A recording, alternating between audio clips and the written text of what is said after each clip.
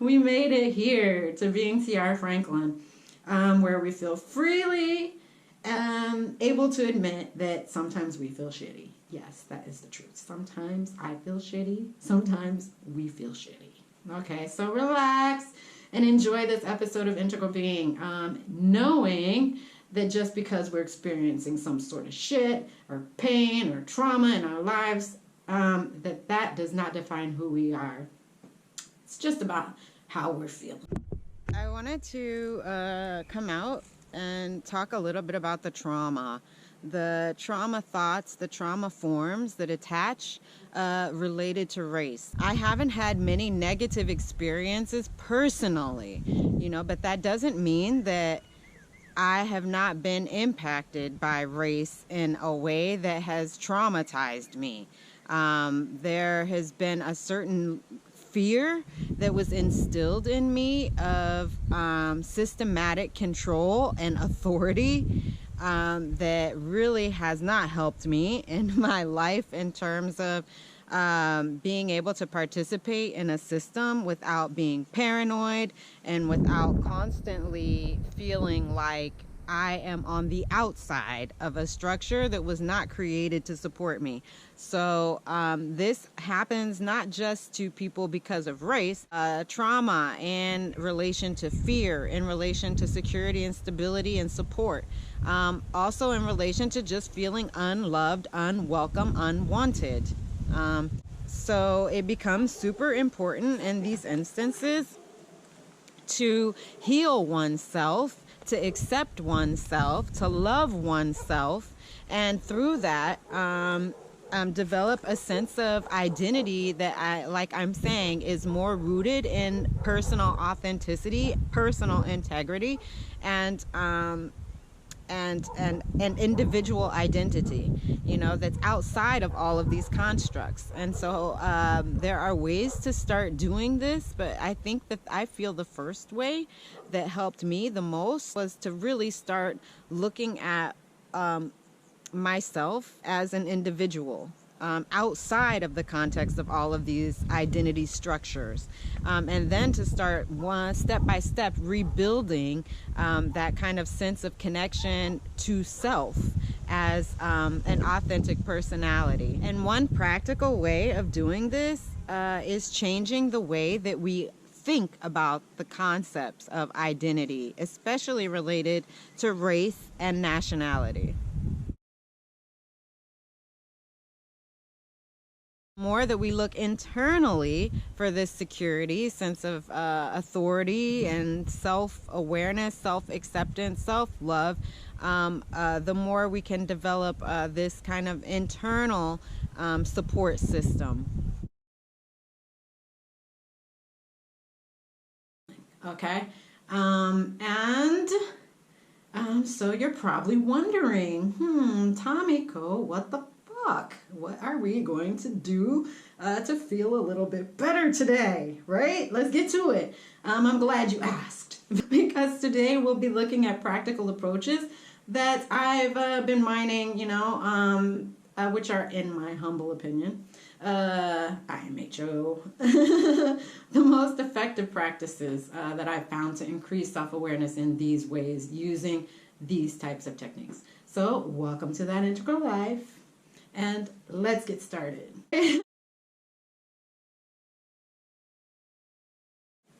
All right, so today's episode will have 4 parts, okay? Part 1 is the mindset, okay? And the mindset is the kind of underlying maybe ideas that we need to at least be aware of in order to appreciate and begin to authentically integrate these approaches that we'll be introduced to in the show, okay? Part 2 is the approach and how it is helpful. In today's episode, the approaches that we'll be dealing with is relaxation, body awareness, and active meditation. Okay. Part 3 is the approach in practice. So this is the work. Let's call it the work. So these are the day-to-day things that you can incorporate in the day-to-day that will help to bring you closer to feeling better using these techniques. And part 4 is our conclusion, our wrap up, and today it will be mostly about personal attention, self-attention, self-care, okay? And how these techniques help to contribute to self-awareness and self-love. So, season 1, episode 1 of Integral Being, take 1. Part 1 is mindset. There's something very important that I want to share about self-acceptance and being cool with ourselves, regardless of who we are, where we are, and in our lives, in our, feelings. It's super mega ultra important to disassociate personal value from healing and growth, right? Because I am enough right now as I am, even in my shit, okay? And you are enough right now as you are in your shit. This is not about you becoming a better person or becoming a better version of yourself. No, this is just about you feeling better, being where you're at, who you are, because that you are valuable as you are, and I am valuable as I am, okay? So that's the first thing. Doing this type of work, processing, healing, I'm referring, when I say work, it's like referring to that stuff, processing, healing, so whatever term you prefer. It helps me feel better, I'm worthy and valuable, whether I'm healed or not, whether I go through life like propagating suffering and feeling like pain and depressed and shit, or not. I'm valuable and I'm worthy. I'm an amazing person regardless. My healing doesn't have anything to do with me becoming a better person. It's just about me feeling better, having more joy, and becoming less affected in my present ability to experience joy because of past things that have happened to me, or even shit that's happening to me today. Oh shit, you know what I'm saying? I got this phone call, I have to deal with this, horrible thing that I'd rather not have to deal with, you know what I mean? So it's more about that, managing how today we can feel better, and that way be a little bit more in our authenticity. The second thing is our structure.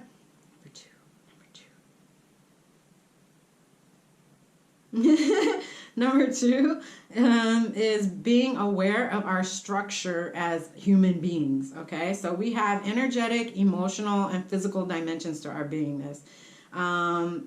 Energetic, emotional, mental, physical dimensions to our beingness.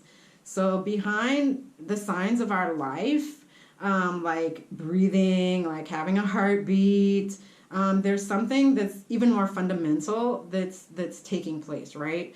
There's something behind those things, behind our heartbeat, behind us breathing, behind our brain waves, that's making those things happen. And that, my dears, appears to be something we refer to as energy. Isn't it interesting? Because it's interesting to me. I don't know. Maybe it's interesting to you guys too. That some people think it's really like woo-woo to talk about energy systems that underlie the body. But I'm saying we have a freaking neuro-emotional electrical system that we operate. It's, I don't understand what's fucking woo-woo about that. What's fucking woo-woo about that? We have a neurochemical electrical system that's operating in our human body. Understanding energy, what's woo-woo about that? So welcome to That Integral Life. Let's get started.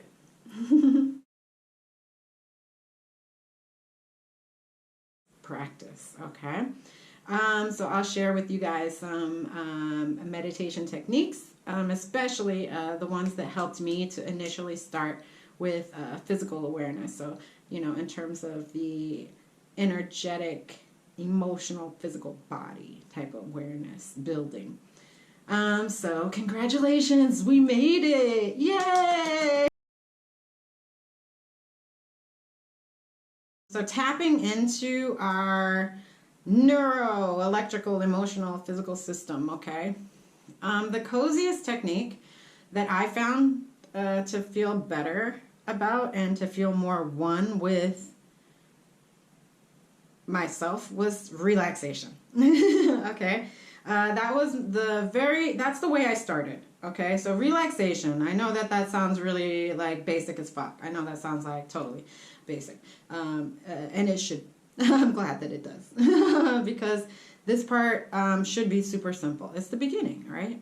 Relaxation is the first step towards building a meditation practice. And I would say the first step towards building true mindfulness and body awareness. And so, like body relaxation, I think that's good to start off with. I started off with being guided through this process of relaxing. And really, it's just what it sounds like. Okay, so it's starting off with the top of the head, you know, the skull, the forehead. I'm relaxing my eyes, I'm relaxing my cheeks, I'm relaxing my throat, I'm relaxing my shoulders, I'm relaxing my arms, like this. So this initial technique let me start feeling the flow of energy throughout the body, because I was walking around not really realizing that actually, I mean, sometimes I would get a pain, or sometimes I would get a cramp, or sometimes, when something would start on me, I'd be like, you know what I mean? I would feel that in certain places in my body. Well, what I didn't realize was that there's always kind of a feeling of flow that's happening. And until I started to sit and do this relaxing for, I don't know, I think I started out with like 20 minutes a day. And I always made sure that I did it either before I got out of the bed in the morning or when I got into the bed at night, because otherwise you don't know. It's like, oh, if you set it at like, oh, you're going to do it after lunch, or, oh, you're going to do it, I liked having a time that was a time that I knew was going to happen. You know what I mean? I know I'm going to, well, you don't know. That's a Sadhguru thing. You wake up in the morning, oh, I'm alive. You know what I mean? Yeah, that's great, right? You never know. But like a time when I would suppose, most likely, I would wake up in the morning. So then I would do it when I woke up in the morning. Or, I'm going to go to bed eventually, regardless of whether it's 2 a.m. or 10 o'clock. I'm going to get in the bed at some point. And then I would do this relaxation kind of technique, okay? And like I said, it helped me to eventually get used to the feeling this flow in my body, and that eventually leads to the process of being able to identify when there is a place where things are a bit stuck, like it feels like either there's a block or a cramp, or like, and you realize that like, and what I realized anyway, that I would feel these things. I had been feeling these things my whole life. I'd feel when I was anxious or upset, I would feel something like in here on my side, or here, and so this was a lot. So this was my first step that led then towards leading myself to being able to identify and work with energy blocks. Okay.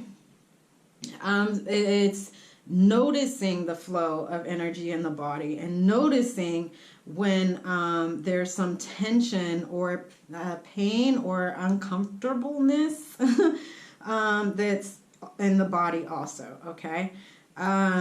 So that's step one. And like I said, I'm going to be fusing in some videos, some clips from videos so you can see examples of that, and then you can choose which ones work best for you. So that was step one, okay? In terms of a practical technique, that was the first. So that first technique allows us to experience, circulation of subtle energy in the body.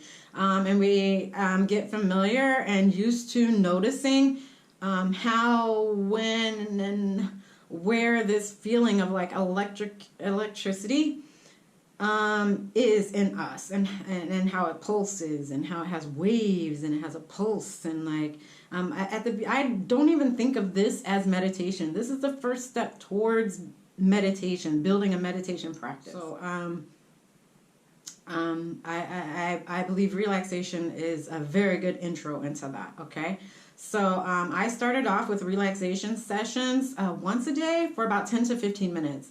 And the technique that I followed is exactly like anyway.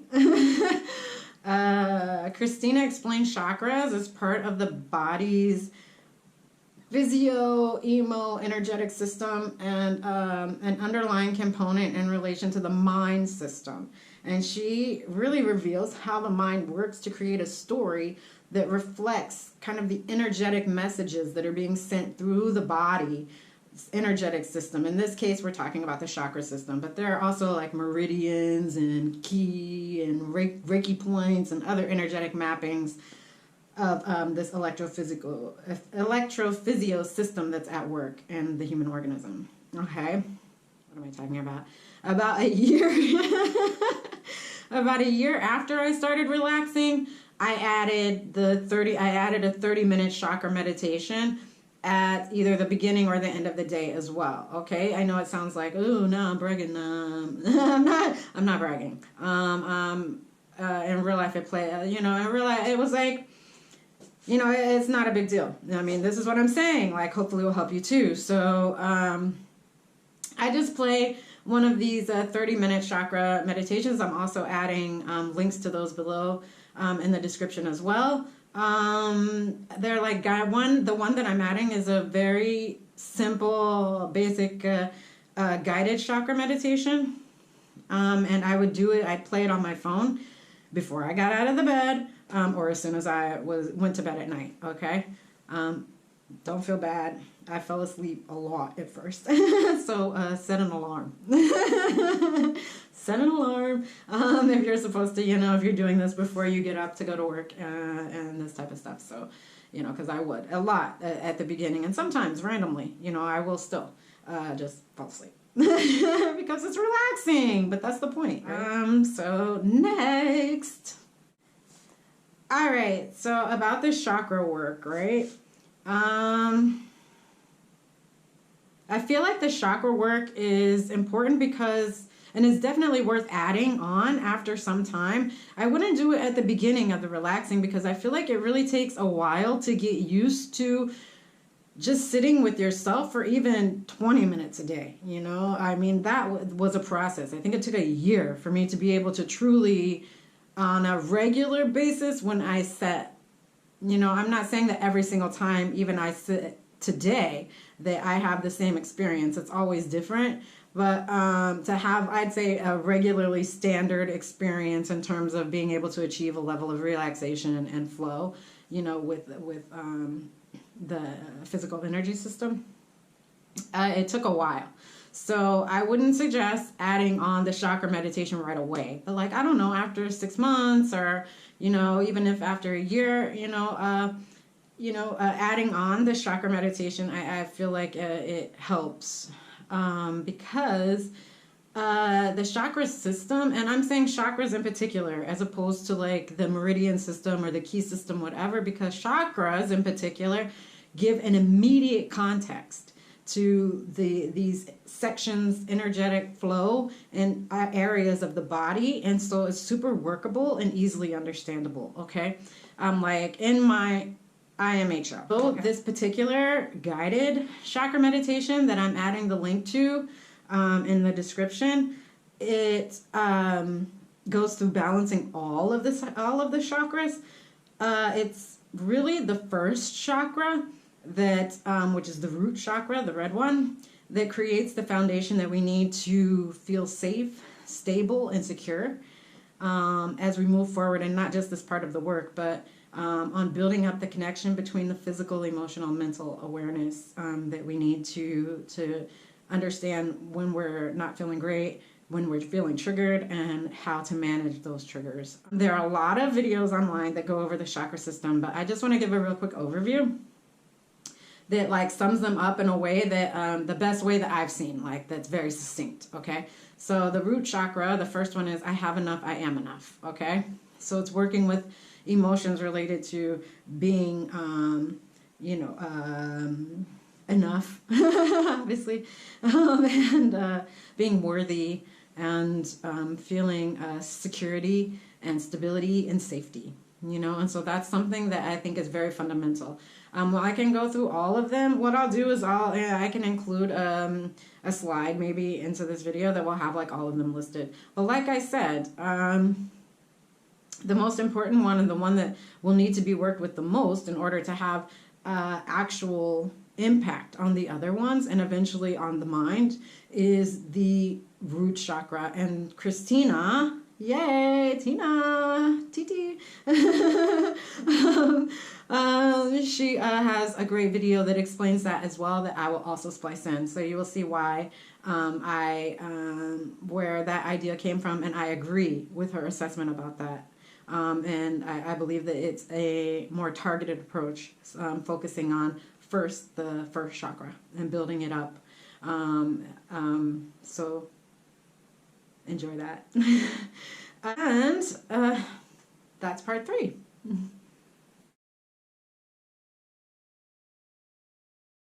All right, part 4 is just us wrapping up. These 2 practices combine to help me in a very gentle, kind, and nurturing way to myself begin to feel better, and eventually led to me having the ability to kind of let go of things, ideas, feelings, reactions, patterns. These are all patterns, that don't feel so good, So that is that for this episode. If you have any comments or questions, throw them in the comment section below. And I will see you guys the next time. Go live that integral life. Peace.